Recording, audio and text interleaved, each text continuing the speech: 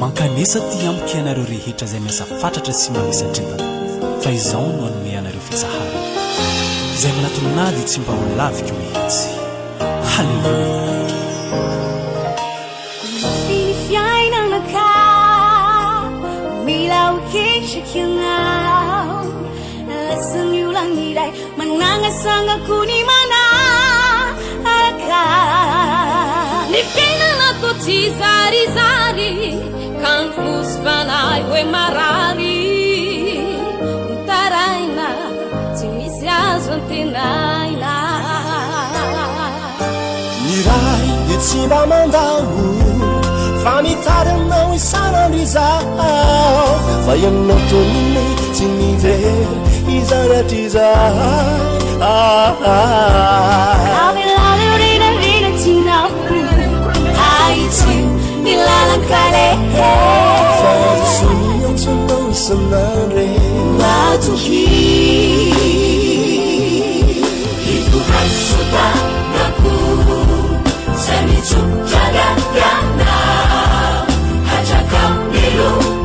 saucanawana matuki filato muti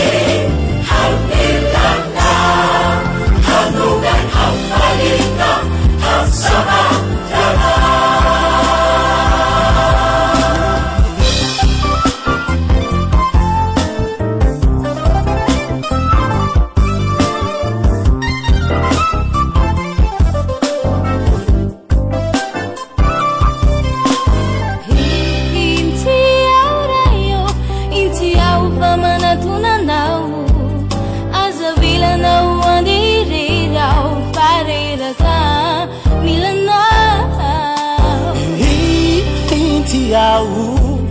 voninahzo lay fandrisena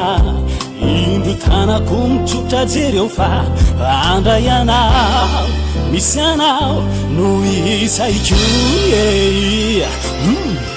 ny fitiavako anao raha tsy omatsolo ny minady fisedrana manjo eo anilakaliana manome riny fo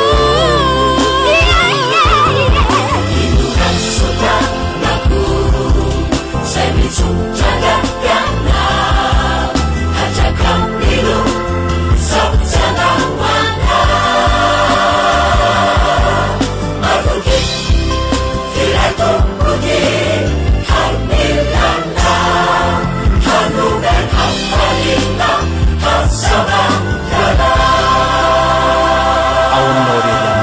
yana manaza fanatiasi